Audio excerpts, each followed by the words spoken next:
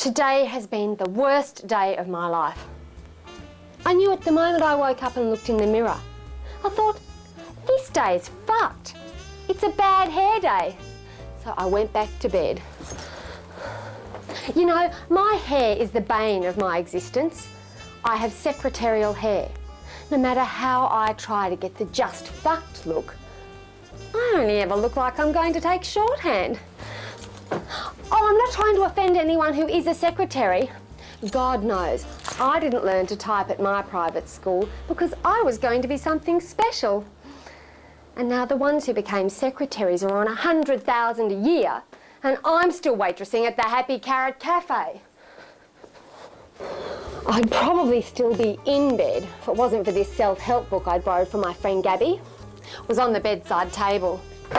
I looked under P for paralysis, and I found this fabulous little affirmation. It is safe for me to be alive. That was good news. And I am totally adequate for all situations. So I got out of bed and I went to the hairdresser. I said to Garrett, that's my hairdresser, I said, Garrett, turn me into Julia Roberts for the performance tonight. Pretty woman, do-do-do-do-do, pretty woman, that's what I'll be, pretty woman. But I bet I end up looking like Bronwyn Bishop. Garrett didn't get to finish my hair at the salon. Oh no, he popped me under the dryer and went off for a fitting for his Mardi Gras costume. Very early, if you ask me. When I was practically melted, and I'm talking liquid oozing out the door, he rang me from the casualty department at St Vincent's to say he wouldn't be back. You know what he done? Zipped himself into his bum bag and was about to undergo emergency surgery. That was just the beginning. By then I was running late to get to the dry cleaners before they closed to pick up the dress I borrowed for the show tonight. I borrowed this fabulous little Armani from my friend Belinda. But when I got there, I realised I'd lost my docket and they wouldn't give me the dress.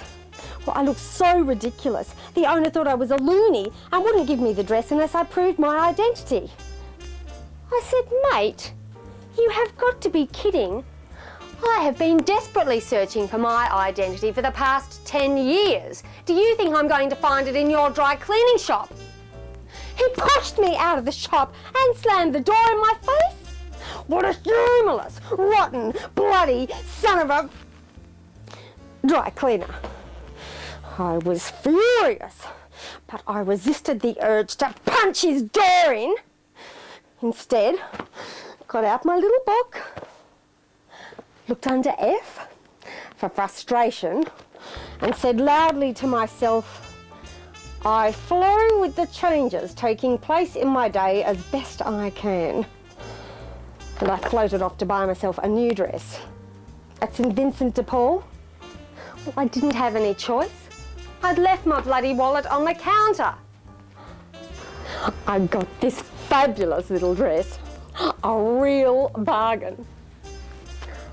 Ruth Cruttnell probably wore something just like it for her stage debut.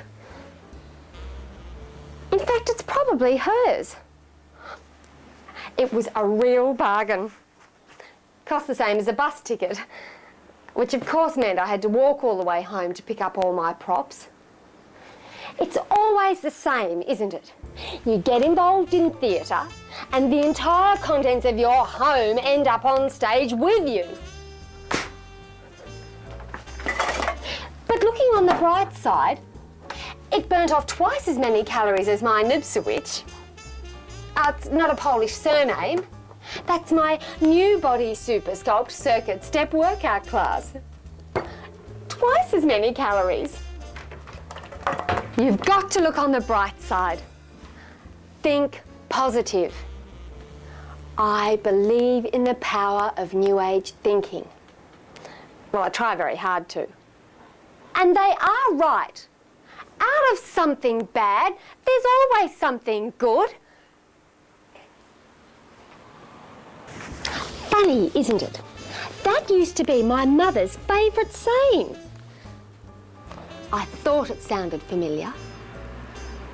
In fact, all of my affirmations sound familiar. Like, a bird in the hand is worth two in the bush.